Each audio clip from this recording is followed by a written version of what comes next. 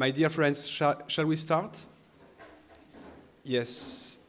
Dear Jorge Brende, President of the World Economic Forum, dear Arantxa González, Dean of the Paris School of International Affairs, my dear friends from Project Liberty, dear Constance, dear speakers, dear friends, I'm really very happy and very honored to welcome you for this session of the conference Responsible Innovation Day in the Age of AI. I'm very happy for many reasons. The first one, because we are a founding partner, an happy founding partner of Project Liberty. We know that Project Liberty Institute co-organized this event, and Project Liberty aims to make aims that the new technologies and the common goods had to be combined. And at Sciences Po, we have delivered 15 research projects in social sciences that has been supported by the Project Liberty Institute. And this is the first reason why I'm very happy to be with you. Sorry, because the day was very tough and I'm very tired, and this is the reason why in English it's really difficult for me, but please apologize me for not being so clear.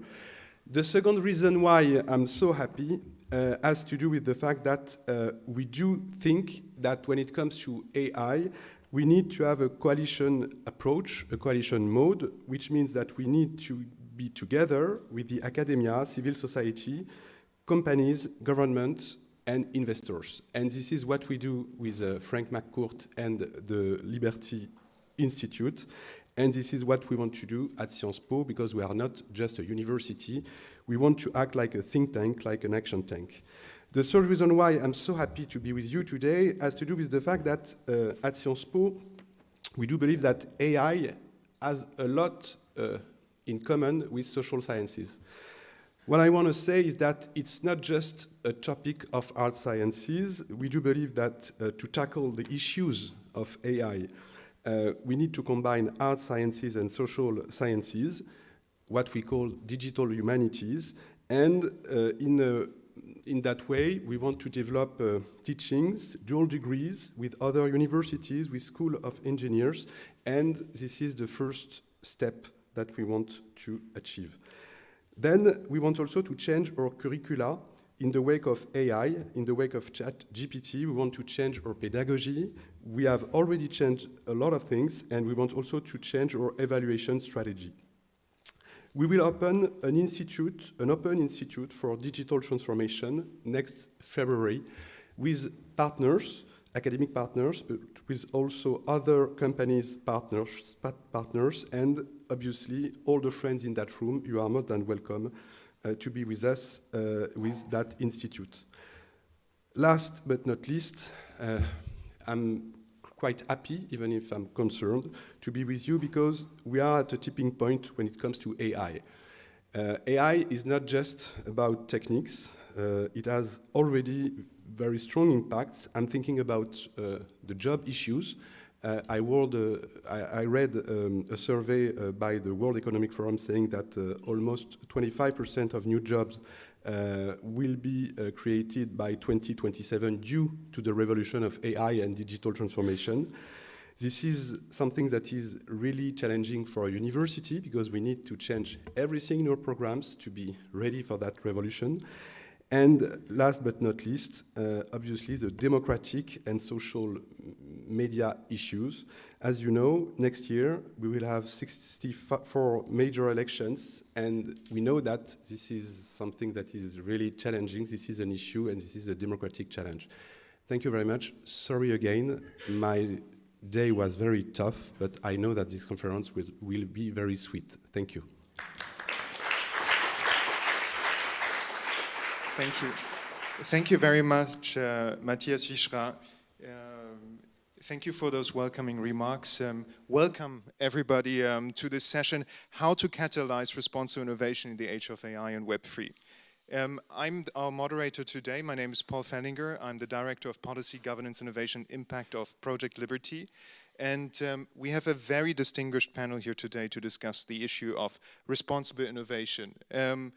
With us today are Jorge Brende, the President of the World Economic Forum, Arantxa Gonzalez, the Dean of the Paris School of International Affairs and the former Foreign Minister of Spain, Amanda Craig, the Senior Director of Public Policy, Responsible AI at Microsoft, Colin Corwell, who is the Senior Advisor of the Common Sense Media NGO, the Managing Director of Blue Owl Group and the former Vice President of Public Policy of Twitter, and Constance Deleuze, who's the Executive Director of Project Liberty Institute.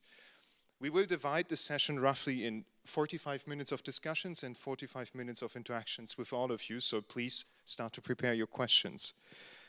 So we're just coming out of a long discussion that we organized together with Hewlett Foundation and Bertelsmann, Project Liberty and Sciences Po that gathered major foundations and investors to discuss the future of the impact agenda. What is responsible technology? What can we do to catalyze it? And with developments spanning the social web, artificial intelligence, web3, extended reality or computer brain interfaces, there is growing concern if we are on the right track. Voices are getting louder. What is the 1.5 degrees? What is, how do we innovate responsibly? How do we innovate for the common good? How do we make sure that technology and the next iterations of technology serve as a positive force our democratic societies? People talk about core values such as more user agency over data or economic fairness. And it's not just talking, we're exiting a long period of a more laissez-faire period and technology becomes regulated all around the world in a context of strong geo-economic tensions and a new race that will be discussed at the Paris Peace Forum, which takes place in the next days. So with this, the question that we want to discuss in this conversation today with all of you is, what is responsible innovation in the age of AI and Web3? How does it work in practice? Is it working in practice today? So we want to look at the entire innovation cycle. We want to look at how technology is designed, how we invest in it, how we commercially deploy it, and how we regulate new technologies, which is the mission of Project Liberty's Institute. And we also want to have a special look at the role of funders and investors in this entire complex dynamic system. So with this, I would maybe like to start to my far left with Constance. If you can just very quickly tell us a bit more how we at Project Liberty perceive this notion of responsible technology and why it's so important that we talk about this topic. Thank you very much, Paul, and good afternoon, good evening, everyone. I'm Constance Deleuze from the Project Liberty Institute, and as Paul just mentioned, we're very much focused on responsible innovation at the Institute, and the way we look at the issue basically is twofold. First of all, we are interested in supporting and accelerating research, interdisciplinary research, in the field of governance and emerging technology. We're also there to facilitate collaboration between universities who are on the different side of the Atlantic Ocean today, but we're also hoping to expand this to broader partnerships with universities in other regions, of course still working in an interdisciplinary fashion. So this theme of responsible innovation is at the center of what we do, and our contribution to the debate is really through actionable research. Governments are already quite involved in the conversation. Industry now is engaged, proactive, they're in search of legal certainty, they are out there in international intergovernmental fora, engaging properly. Civil society is now, I think, well self-organized, although they could have more means to participate effectively. But we feel that academics really have a role to play in terms of facilitating the emergence of new frameworks, new ways to think about responsible, ethical innovation. And this is why at Project Liberty Institute, we fund each year a number of projects, and we've been supporting up to millions in this field in terms of developing new ideas. But not only we fund new types of research projects, but we are also interested in following up in terms of implementation. So we also engage with internationalizations and governments and industry leaders. So this is our small contribution, humble contribution to the problem. Dear Borge, responsible innovation gets, I wouldn't say it's maybe for the very first time, but it's in the prime time of our global attention thanks to artificial intelligence. And a lot of the discussions on the future of artificial intelligence take place in the forum. Given what you hear and the conversations you're exposed to, are you optimistic or pessimistic with regards to mainstreaming responsible innovation and developing a new paradigm for responsible innovation for artificial intelligence and Web3? So imagine the traffic in Paris without traffic rules. You can say that maybe in Paris people do bend them a bit, but there are some basic rules. When there is green for a pedestrian, you're pretty safe when you walk over the road. So with AI and machine learning, we are at the start of a paradigm shift. At the World Economic Forum, as was referenced also from the rector, we have tried to quantify the impact. So our economists think that in many sectors you can in the coming decade see 30% increased productivity coming from successful implementation of AI and machine learning, IoT, Internet of Things, use of the big data. Of course, that is like unheard of if that happens. Of course, productivity is also long-term prosperity. So if you increase productivity, you can then do the same with less resources. Those resources can be used in other fields. That's the basis of all the prosperity development we have seen through the different industrial revolutions. So, and it is a fact that AI and machine learning is there. So you can, of course, maybe hope it disappeared, but it will not. So, as many things in life, it is there. So then it's a question of how to try to make it work for humankind. The challenge is, though, that in a polarized world, fractured world, where the Security Council at the UN is so toxic that they can't even agree on the most basic things, it's harder to also get agreements even on the floor, or, you know, what are the basic rules of the game.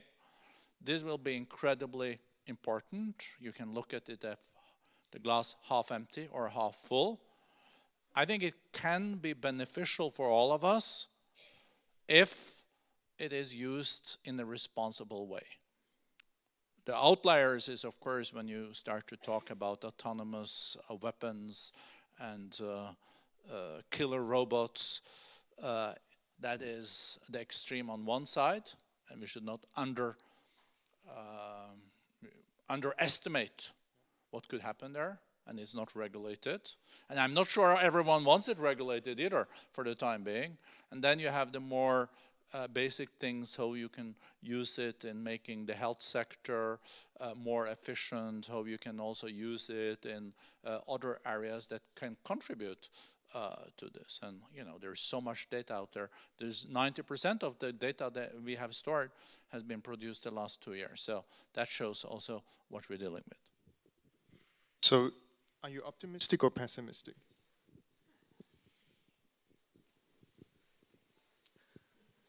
So I would say that it's hard to be optimistic or pessimistic when something is a fact. It is there. So I hope that we are able to use it in the interest of humankind. And will that happen? I think in many areas, yes. I think I'm not given up on believing in human nature and that there will be opportunities also moving forward. I had to reflect on that answer, I have to say, because there is not that much things around us these days that make you that's super optimistic. But I think we cannot lose hope. It's maybe not black and white, but more shades of gray. You mentioned the word human nature. So if we look at human nature in the international arena, Arantxa, with your experience, are you confident that we have today the existing international architecture of cooperation to handle the disruptive challenges that new technologies such as artificial intelligence or web3 technologies pose, or to create a more positive, fairer data economy where users have more agency and wealth is distributed in a different way? What's your assessment? So maybe let me be a bit cheeky and say that in my past life, when I was a politician and I was asked if I would be optimistic or pessimistic, because it's really a lousy job to say if you're optimistic is that you're too rosy, if you're pessimistic is you've given up. So I used to say I am activistic. So let me start with this, activistic. So we are in a university, and this university, it's a university that has at heart been interdisciplinary. And I think this conversation has a lot to do with interdisciplinarity. And the governance, which is the question that you're asking, has to start from this question of how do we deal with the interdisciplinary nature of technology, of artificial intelligence, or web3? How do we deal with the fact that this is not just purely a technological conversation, that there are profound social and societal implications, that there are incredible ethical questions and dilemmas behind it, that we cannot disregard the economic impact, and that obviously, as you already alluded to, there is a big security dimension. So this issue that we're grappling with is difficult. The governance is difficult to start with because this is pluridisciplinary. But it's not only that it is pluridisciplinary, it's also that this is now multi-stakeholder. And these are not just words. So what does multi-stakeholder mean? Is that this is no longer the exclusive domain of states, which are the ones that have traditionally been responsible for governance. So we've got a situation where we've got a kaleidoscopic issue that has multiple dimensions, and an issue that, that cannot just simply be governed through the actions of nation states. You need private sector around the table, and you need civil society in many different incarnations around the table. And the difficulty that we have with grappling with these two dimensions, interdisciplinary and multi-stakeholder, is that the international governance system is a vertical governance system. And it's built by states. So you've got agriculture, and a vertical for intellectual property, and a vertical for health, and a vertical for trade, and a vertical for human rights, and I could go on. So where is it that we put all these different, that we weave all these different issues, bringing around the table other than nation states? This is the challenge. Now, this is why I think the Secretary General has imagined this new space called a high-level panel on the future of artificial intelligence. And it's very interesting that when you read the description he makes of this panel is pluridisciplinary and multi-stakeholder. And this is the people that he has tried to bring around the table. But I have to say, look at the backlash that the Secretary General has had when doing this. And this is just a panel. So, it's not going to be easy. It's not an easy conversation. But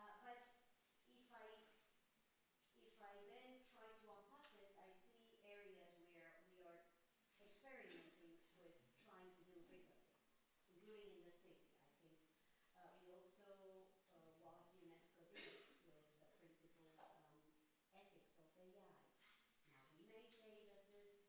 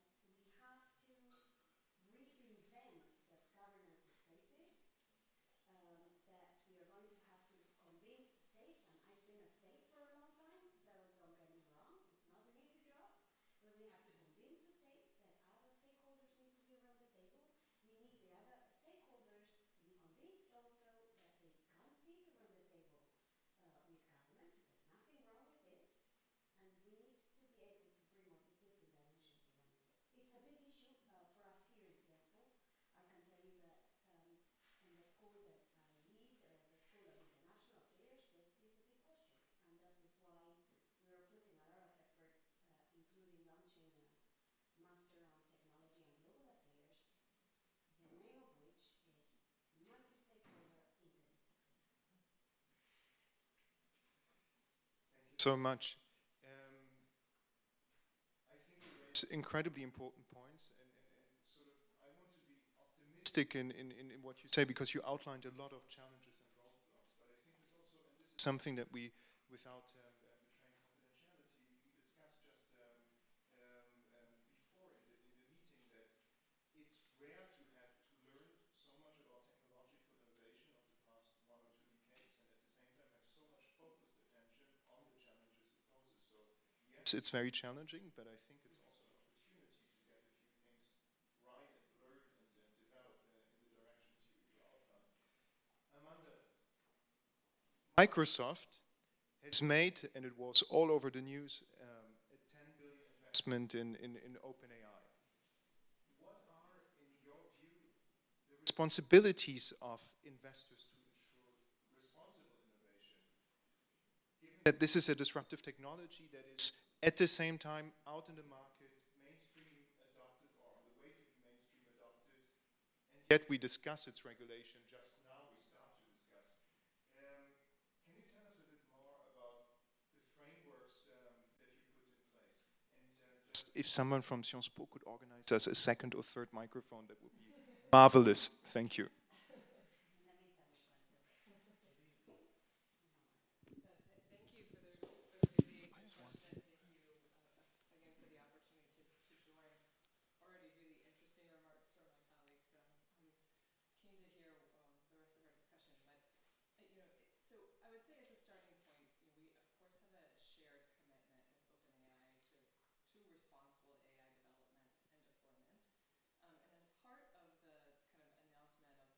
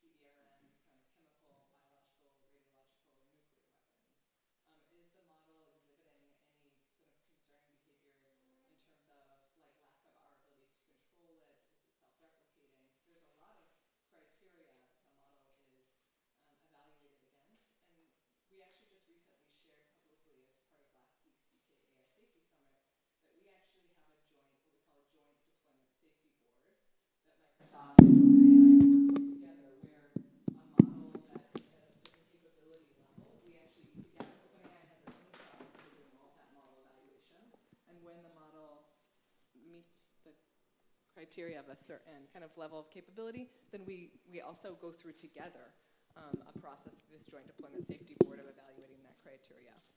And then the final piece, where Microsoft is actually deploying these models in our products and services, we also have an independent...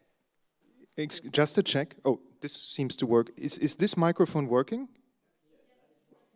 Yes. Is the other one working? I think not.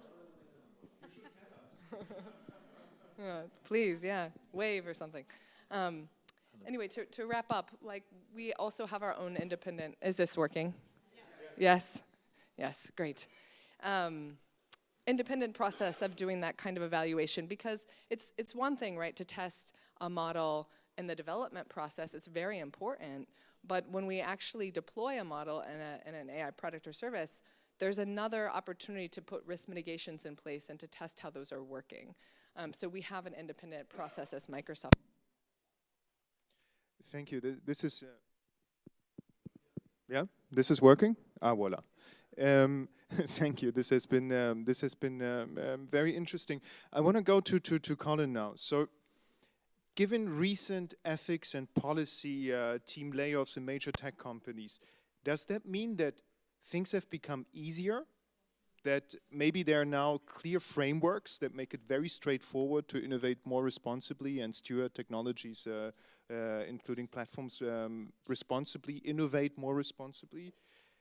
Maybe you can use to illustrate this question, because I know it's a topic you care a lot about, the issue of children's mental health and safety, which is also a topic that is currently one of the foci of Project Liberty. Well, thank you. Is this working? No. Hello? Maybe? It's always switches. One is works. What is? How about now? I think this one works if I hold it closer to my, so I'm going to hold it like a rap artist, I think. Yeah, there we go. Well, thank you for the question, and thank you for the convening. It's certainly a timely conversation. It's remarkable to think that it was only November 30th of last year when ChatGPT was launched into the wild and available on anybody's browser. So it hasn't even been a year yet. Oftentimes, I spent most of my adult life in government. So I spent 20 years as a congressional staffer before I became Twitter's first public policy hire.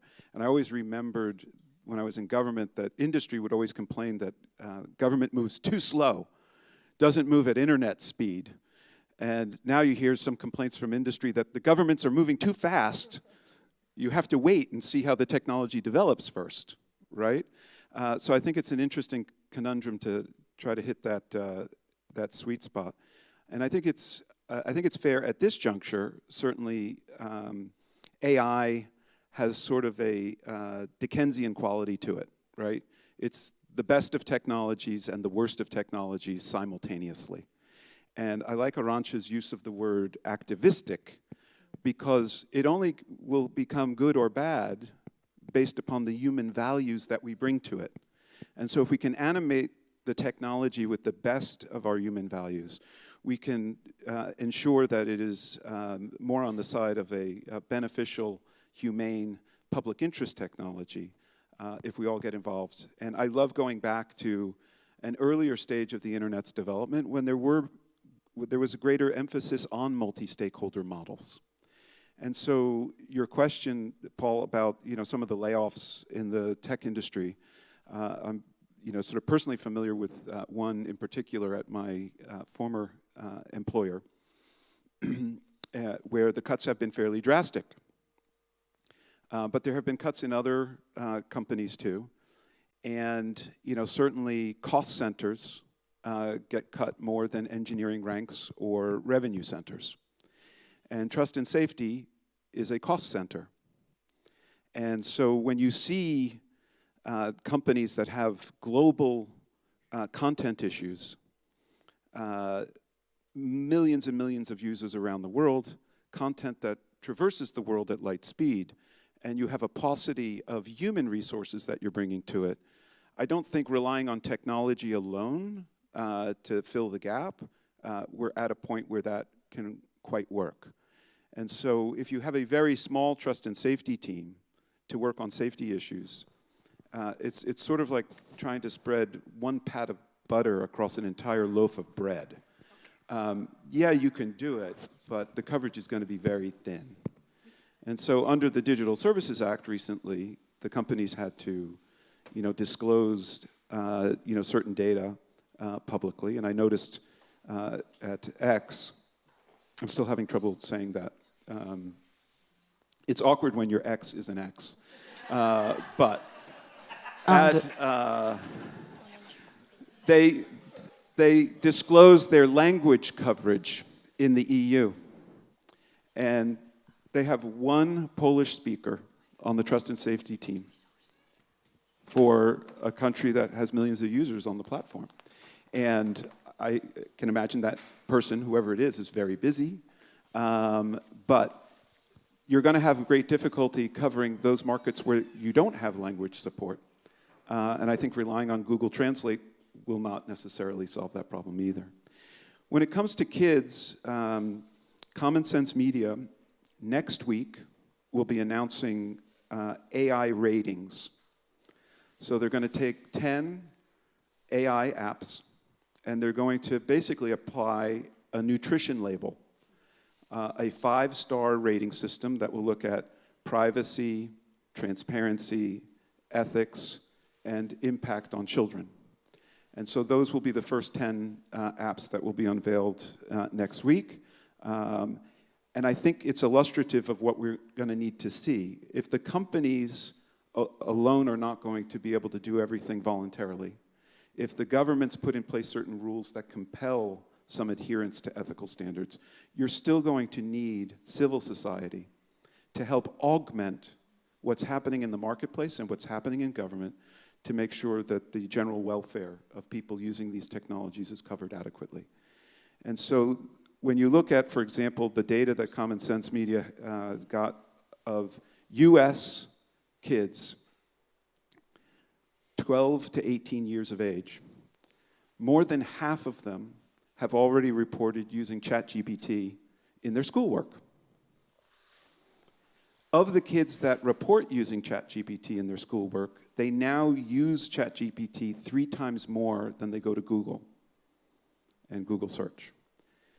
There isn't, as yet, an AI literacy program in schools to help kids understand that ChatGPT can be great for creative endeavors, but it may be less great for your schoolwork when it comes to producing truthful or factual answers to queries. That's a work in progress, and anybody who's used the product can see that. I know going to it and asking it to do something creative, it spits something out in 30 seconds, and it's amazing. But factual questions tend to lag in their veracity coefficient. So that AI literacy for schools, and mind you, even though more than half the kids say they're using ChatGPT, only 30% of parents reported using it. So there's a gap between the kids and the parents, and that also needs an education program built into it too. And so this labeling, this nutrition label for apps is going to help to fill in a little bit of the gaps on the transparency disclosures, what government is doing, because governments are moving at different speeds here in the EU, in London, and in the US. And so I think Common Sense Media is but one entity trying to fill that gap, but I think it can be quite helpful to the overall conversation we need to have to make sure that the Dickensian quality moves towards the more positive side of the equation. Well, listening to all of what you just said, I'm just wondering, So what is this new paradigm that we all seem to work towards of more responsible innovation? How does this work in practice? What are the ingredients for an effective responsible innovation ecosystem that aligns with a certain number of ethical values? There was mention of human-centered, giving more agency. How does this work in practice in terms of what are the different roles of the stakeholders? What's the function for policymakers, for investors, for companies, for developers, for innovators? How can we get this right? And I want to ask this question also, knowing that we don't operate in a vacuum. You already mentioned in your first remarks, there are geoeconomic factors, there's competition, there are fierce races, geoeconomic interests. So what are the ingredients for an effective responsible innovation ecosystem? What are the roles of the different stakeholders in it, in an ideal world? Or in the practical world, hopefully, of tomorrow? Maybe I just go around the virtual table. I was hoping someone else would take on that one first. So I think, and let me try to do it more from a geopolitical angle, and others could maybe look more at it from a technical angle. I think that G2, China and the US, around 45% of the global economy, both of these two, G2, and they're meeting next week, probably in San Francisco at the APEC meeting, Xi Jinping, and also then President Biden. I think part of the competition between these two nations, the extreme competition, that's the word that President Biden has used, is also on who will be first when it comes to being on top of these new technologies. And if it's, I think there is a correlation also between being successful in implementing the best part of these technologies and future prosperity, as I mentioned at the outset. Then, is it possible, even in a situation where there is extreme competition, at least to agree on some basic rules of the game? And I think it has to start at that level. I do think that there are opportunities also in this world to agree on some basic rules of the games. It's harder here and more complex than SALT 1 and SALT 2 that was regulating between Soviet Union and the US nuclear weapons. But we have seen it even on climate change. We've seen it on pandemics, that both of these two nations know that there are some fundamentals that have to be fixed. And where I do hope is that they will also see that the magnitude of these new technologies is of such a size that they will need to agree on some basics. But how to then, what to agree on, how to comply with it, that's a bigger question. We had a long discussion earlier today where Arantxa was also a part, where we had what would future regulations look like in this field, because it's also developing so fast. So it's really should be at top of the agenda during the Biden-Xi Jinping meeting next week. I'm not sure if it will, but you saw the presidential decision last week from the US, at least setting some baselines. I think a lot inspired by the companies though, because you know the private superpowers are also, many of them are Americans. So, but I think it was a good start. I think also it's easy to say that the AI summit that Prime Minister Sunak convened was, I've seen some people claim it was like a talk shop, but I think it's quite substantial that the UK also chose to invite China, and they at least agreed on a paper. It's very generic and very general, but it is the right steps in the right direction. So. Well, talking about right steps in the right direction, Arantxa, you already mentioned this, and I think, Colin, you highlighted as well the model of multi-stakeholder governance of who should be around the table. Arantxa, maybe if I can ask you again the question, what are the ingredients of an effective responsible innovation ecosystem? What's the role of the different stakeholders across the innovation cycle? Yeah, the first thing I would say is that, and I want to take it a bit where Borge left it. One thing we have to be very careful is not to use geopolitics as the excuse not to have rules on responsibility. Because one thing that's worrying me a little bit is that, oh, you know, we've got this big geopolitical battle, meaning security.